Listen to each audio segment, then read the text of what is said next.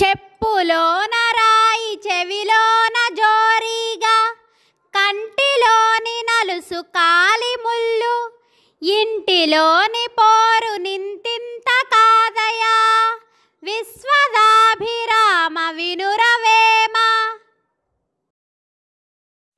చెప్పులోన రాయి చెవిలోన జోరీగా, కంటిలోని నలుసు కాలి ముళ్ళు, ఇంటిలోని పోరు నింతింత కాదయా, విశ్వదాభిరామ వినురవేమ.